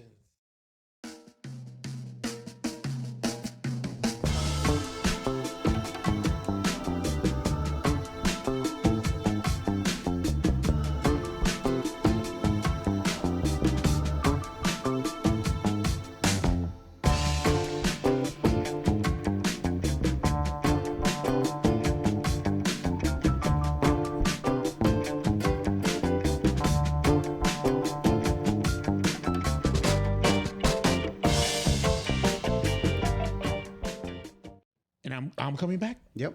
All right, You're back. I guess we're back. And where were we at? We were at the Mercy House, and actually the show and shine, and that's coming up. Wait, I have a quick question though. You mentioned the kids at the. So she opens her house to children. Yes. Okay, so can you Of all explain ages, school kids. She's like, any kid that wants to come and needs help, we'll help them. Oh, okay, tutoring, so to speak. Like tutoring. Gotcha. She's like, some of these kids don't really even need help, but they just still want to go there because it's just so, like a safe haven for them. Oh, yeah, that's They come from homes that probably don't have their parents, are being raised by an aunt or a grandma, don't have food, don't have this. And there she'll, she has a big back to school backpack, and supplies where, they just have them all lined up. They have a pantry, to give families food and clothes. They take like gently used clothes or new clothes. And then the ministries, she's like, whoever wants to go to church, you be here on Sunday at this time. She has a little bus. Wow. And she takes them with her and brings them back. She's like, I'm not forcing nobody. You want to go, she's really into the Lord, and, she's doing her thing by spreading his love and doing right, by him. Nice. Because she's like, I want to make sure I make it to heaven. And, Right. you got to do his work. Right. So this year, the Nippers Clippers, Volume 5, is honoring and benefiting the Mercy House. Yes. And that is January 13th, 2024, out at the Goodyear Ballpark, correct? Yes, correct. And we're going to have vendors. We're going to have food vendors, merchandise vendors, a lot of cars. It's open to all cars, hot rods, classics. All donations are accepted. Yeah. Donations, you don't, like the vendors, they have a fee, but all the money we generate from the fees and when the cars, come in, we don't have a fee for them. We Ask for a donation. We ask for a heartfelt donation, Right. To show your car. Yeah. And you get an award. So this time we're going to have like the kids from Mercy House pick the cars they like the most. Cool. They're gonna love it. Because we don't, we're not going to favor, that's our friend, we're going to get it. It's like, no. Right. We pick random people, which one's your favorite car?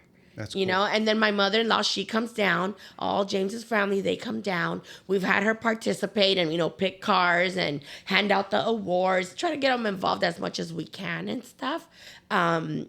Because this was her son and he did great things. Yes, he did. And we want her to feel that we care about her and, and want her involved.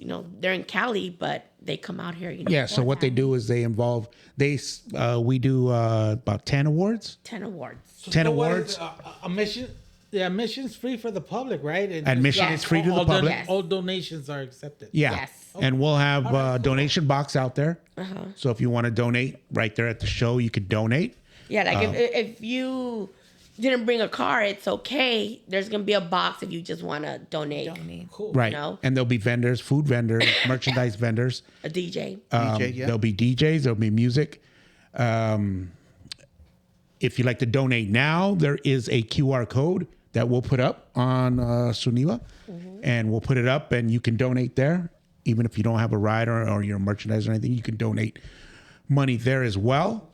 I think it's gonna be a good time. I think it was gonna be great. Like I we think don't it's gonna be benefit epic. anything. Like we give everything like to them because we want to write a big check for them. That just shows that we succeeded and that we could probably make a little bit of a difference in someone's life or snacks for them or books or just something. That Everything helps. Yeah. I think also in addition to helping the people out, you mentioned like might help them a little bit, but on a grander scale too, I think you also are inspiring people to watch what you're doing and also then think about, hey, maybe I need to do something more to give back to people and that type of thing. And or they see your success in doing this type of thing and maybe it's going to inspire them to do their own thing like that. Because I have seen more people doing like show and shine. Yeah. Show and shine and show Yeah. and shine here. And it's not a bad thing. A lot of car clubs want to have their own show and shines now. Yeah. All I could just, it's great. And but they have their fees and whatever they do. I don't know. That's none of my business. But hopefully, I have seen some, they do give a portion of it to Yeah. a certain organization, and that's great. That's And I great. think you provide an opportunity for people who maybe do want to give back to the community, but don't necessarily know how. Yeah. We can attend this event, give our donation, and we know we're helping somebody else. So you also provide that opportunity for people who maybe just want to give a little bit. Yeah, because sometimes they don't know like where to give. Yes, where Right. should You know, I give? and when it comes to the kids, you know, Yeah. like, you know, it sucks, you know, to be without. And if you come from a broken home, what are you gonna do? You're gonna go to the streets, Right. Right. You know, because that's Right. where you're gonna find it. You know, that's where you're gonna, you know, release your anger, you know, your hurt, and just end up, you know, in jail. Or you could have a positive mentor that's gonna believe in you, Right. and help you. Like when I was in middle school, we had a counselor, and she wasn't even my counselor,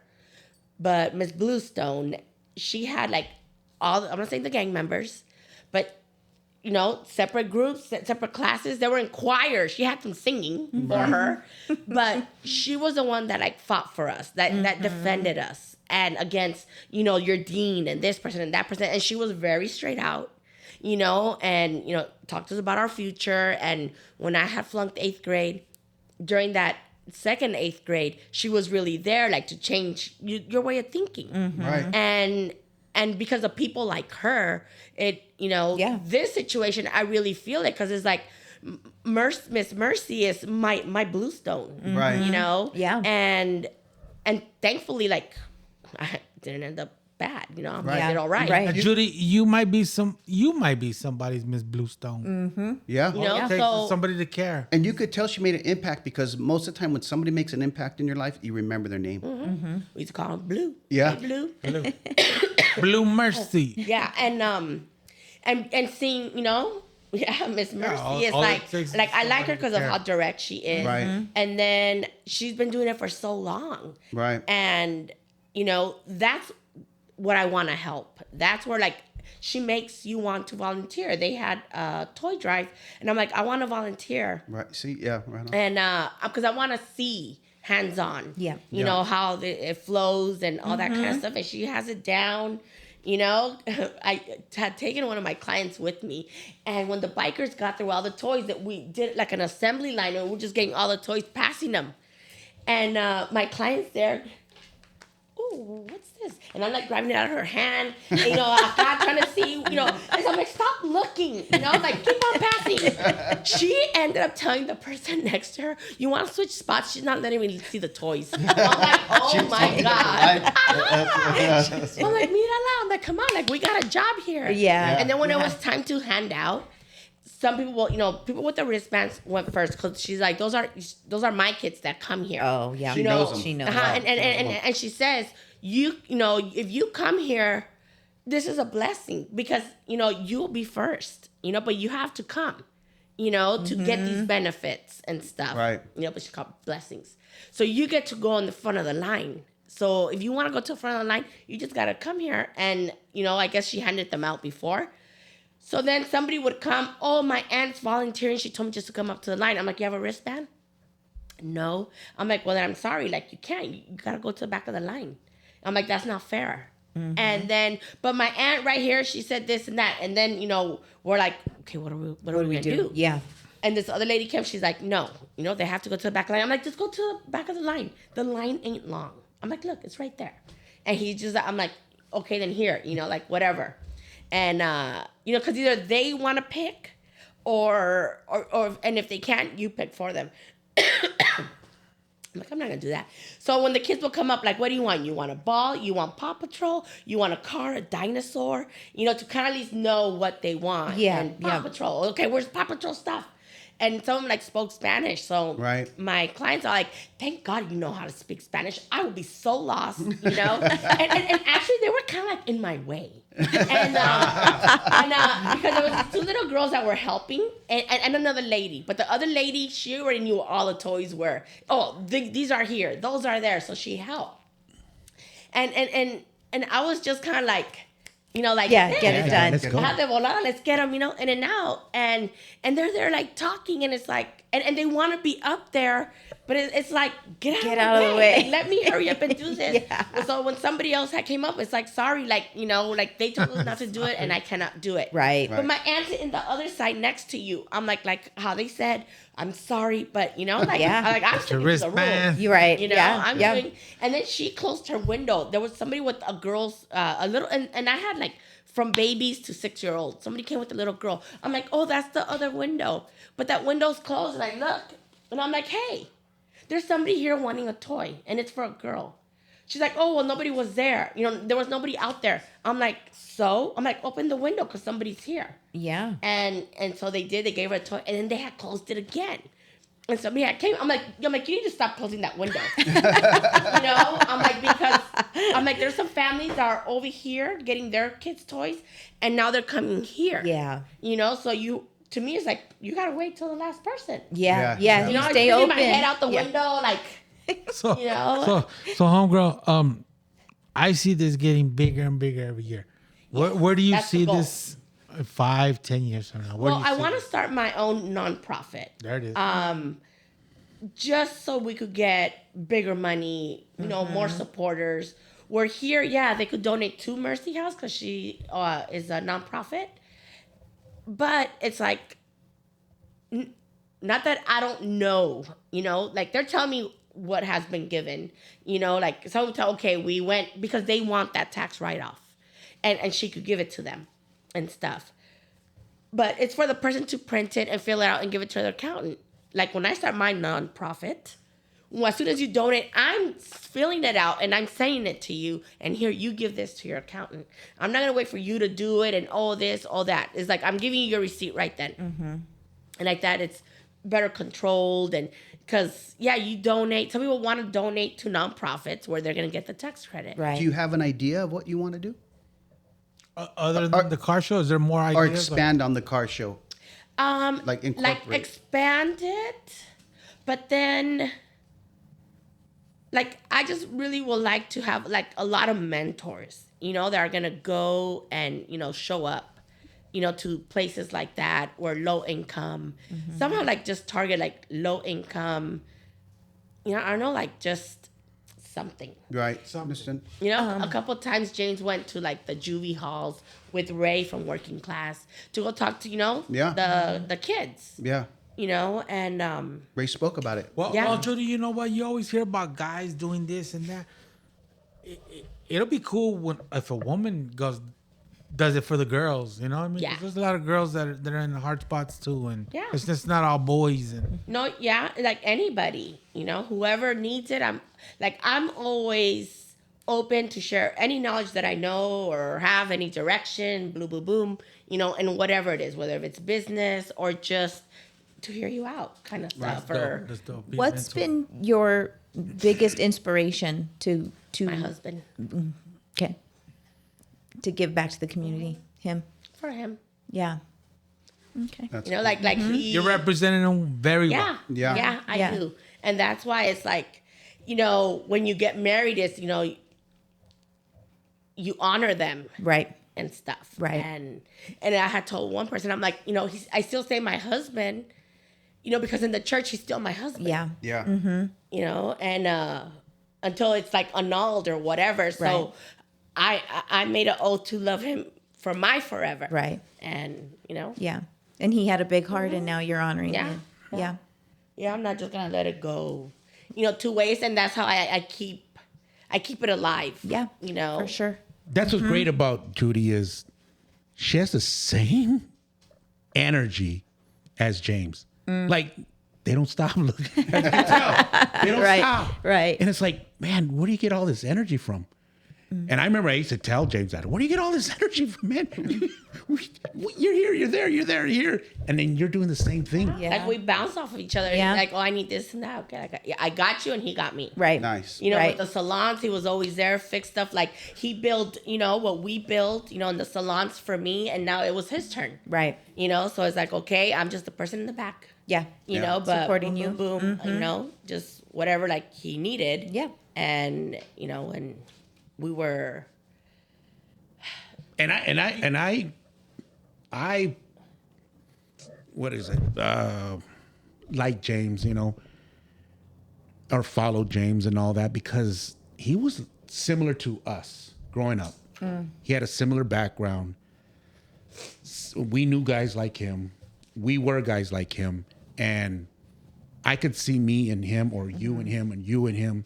And it was like, wow, One way or another. This guy right here, wow, he did it. He's one of us doing it. And then it just like, boom. Yeah, and he was never, I'm not saying one to be shy or something. Like, if he had a question, he's going to ask you a question. He did. An old man, he would conversate with anybody because he was very curious. Yeah. And so he would ask. And sometimes I'm like, babe, you're so damn nosy. He's like, no, I'm just curious. I wondered this, I wondered that. And, things like that. And he loved to talk to people like, veterans and stuff. And, and to old people. Right. And he could talk to anybody. He could talk to anybody. And people would like gravitate to him. Yeah. Right. People loved him. And it's like, That's cool. What the hell? And but yeah. And so I'm just like, oh my God. But yeah, people gravitated to him and wanted, people wanted to, be part of whatever he was doing. Right. Because either made him feel good or not that it was cool, but he did it from the heart. Right. Because he's been there, done that. And, I say he was a very smart person. And I'm just like, damn, if only you had the paperwork, to back it up. Well, we have a lot of money. Rocket scientist over here, MacGyver. Oh my God. So right. I'm like, what the hell? So I'm really glad to be part of the show and shine. I'm helping out Judy with the show and shine. I mean, I do very little, but I'm helping out. I'm trying to help out. Everybody plays an important role. I can't do it by myself, but there's been people that they do it for him, just like those that continue to go to the shop, for him, and No, Judy, you know and what? those are It's his not real just for friends. him. It's for you as too. well. No. You have it in your heart. Yes. too. Yeah. You have it in your heart. Whether, Yes. Whether he And brought that's it why I'm out here on you, still. or whether you had it before you met him, you have it in your heart too, and that's why they follow you. So, Yeah. Yes. So what do we got, dope guys? stuff. I think we've got, what do you guys call it? Rapid fire Rapid questions. fire So we always ask our guests. So we're coming to the end. We're coming to the end here. The finale. Yes. Yeah. There's rapid fire questions. I'm going to ask you a couple questions. I think there's 5. Whatever's first answer, let us hear it. So, what's your favorite cereal? Cinnamon Toast Crunch. That's a good one. Yeah. Okay. When you order hot wings, do you prefer flats or drumsticks? I did drumsticks, but then I started having the flats. Okay. I didn't like the flats because you gotta stick your tongue inside to try to get the chicken out, and the leg was just easier. Right. Damn. But I don't know. Both? But it depends who I'm around. If it's like at a restaurant with my braces, how am I gonna cut into this wing? Gotcha. Okay. What is your guilty pleasure song? Meaning, what is a song you like to listen to and maybe with nobody else around? Maybe an embarrassing song or a song you would never admit that is your favorite. Oh, I just have a lot of songs. Rolling down the block. Yeah, nobody's in with your you. car, nobody's that with car you. that song comes up, and you're like, but you don't I want don't your know. homeboys, your homegirls to know. Or, What's your favorite song? What's my favorite song? I know you like, because I know you're talking about the West Coast stuff you wanted for the car show. So a good West Coast hip hop song. What do you like? What's your favorite? I don't know, because there's a lot. Okay. Yeah, there's a All right. lot. Yeah, It's there's hard a to- lot. It's You know, hard to pick like, one. I like anything that takes me back to my days. Right. You Yeah. know, Yeah. the real like 90s. pop rap. Yeah. Yeah. Okay. What's your favorite hair product? Pureology. Oh, is I like. what I like to wash my hair. Moroccan oil styling products. Okay. All What right. is that? That sounds even nice. Moroccan. Ooh, it smells so beachy and Does it? Like coconutty? something like It's that. a hair wash or something? Well, no, Moroccan oil just has a different styling products. It's You the know, Oh, brand. it's a brand. I thought it was a Moroccan oil. That's what I mean. Do they make, Well, they do have an oil. They do, you know, yeah. that's good. they make Afro treatment. Sheen? They have stuff for curly hair. Oh, right. It ain't no 3 flowers. But Right. All right. Last one. What is your favorite time period for hairstyles?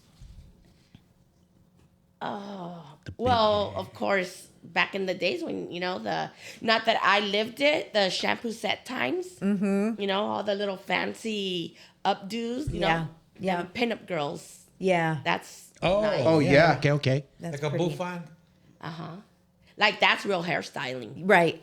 Right. Right now, yeah, we just blow dry and curl, but So are we talking like the 50s, 60s? I think so. Yeah. How about the 90s and the Aquanet? oh, of course, those were my days. Yeah. Like, got a big old knot and stuff. Yeah. Like, Actually, you know what? Too, even those are the best pictures to look at now. Like you're yeah. like, I remember I had gone to my reunion and my friend's like, look at Judy. It's like, what? A big old thing right here and Yeah. stuff. It's Some like, people had the bangs like I and was the. in style. Yeah. Style. Yeah. That style ran for a while too. It wasn't just like Well, one now thing. you see the like on social media, like all those girls, some were like kind of like up Yeah. here, Yeah. all really sticking out. Hey, well, Crazy. styles come back. You think that That one style won't. ever I come don't back? think it'll That one come won't. back. I don't think. You have to live it, huh? Yeah, You had You have to to- live it. because you had the music that went with it. There you Yeah. go. Yeah. There You you know? go. Right. Attitude. Absolutely right. The freestyle? The Yeah. GQ. Sometimes you'll see those videos too, like you're dancing in a hurry. It's like, whoa, you really were. Right on. Yeah. Right on. All right. What else you got, Berica? That's it. That's all. That's all you got? That's all I got. Fine. Yeah. Where's Jeffrey at? Other than that, hey, anything else you want to promote? Anything else? I mean, Show and shine. wow. Nippers Clippers Barbershop. We will be there. All Yeah. all I ever really expect is just support the shop. Support the So- shop. Support the shop. We got young blood, hungry blood in there. And you're always uh, looking for a barber. I'm always looking for a barber. But we offer now booth rent. Okay. And before I didn't. Right. And at the salons, that's what we do. And I'm like, I just want like easy. But we have a couple chairs. And yeah, just support the shop. That's all I care. Keep those doors open. Right on. And his wings flapping. Flap The 'em thing, high. like, I can't. That was his baby. He loved that shop. It's a cool shop. And he's just, and I remember he had put a post and he put, "This is my life." And it was him, like it was the shop. He loved being there and stuff. And I remember him saying that was his lowrider. Yeah. That was Yeah, his when lowrider. somebody like, "Oh, do you have a car?" He's like, "No, I got like 8 chairs right here, grand each. That's my car. You're sitting in it." Yeah. Yeah. Yeah. But no, yeah, he really, every single thing in there, like he picked it or Yeah. it was a gift or it's just something. Yeah. There's everything there has like a meaning, for him and stuff. But yeah. Cool. Right on. Right. Right. Support the shop. Support the shop. Nippers, clippers. Clippers, Flying what, 2 clippers. weeks? Well, when we air this? Show and shine is what, Show and 3 shine should be weeks? going. Yeah, Show and Shine's January 13th.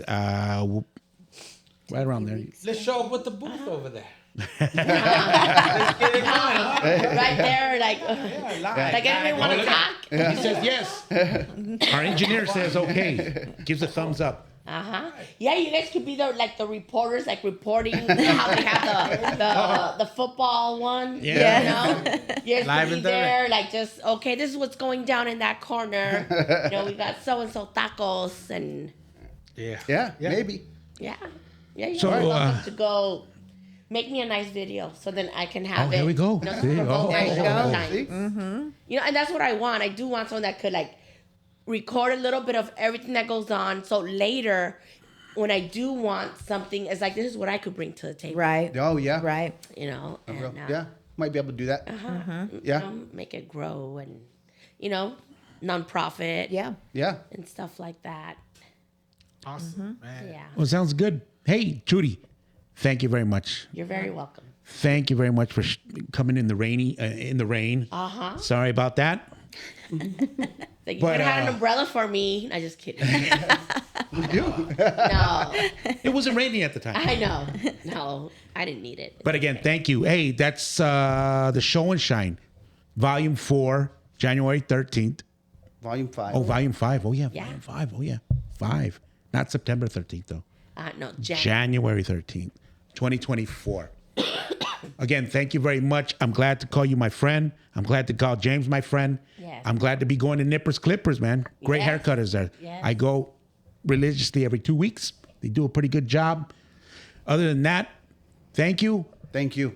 Erica, thank you for showing up, showing out. Anytime. Erica. Anytime. It was an honor to be here as the first female co-host and to be here with our first official Female guest. female guest. So it was an honor to meet you. Likewise. It was a lot better to look at this way this time. Better view. Yeah. Michael, thank you. Thank you. Thank you. Thank you again for coming. Yes. Little Chris, thank you. Girl, thank you very much. You're very welcome. dope what Thank you you do. for having me. Yeah. And I don't call them interns anymore. I call them engineers. Thank you very much. Hey, don't forget to hit subscribe. Don't forget to like. Don't forget to follow. And also don't forget to tell a friend. Don't forget to tell a friend. Tell a friend. This is SeunevA Lifestyles presents Waas Sappening. Let's go.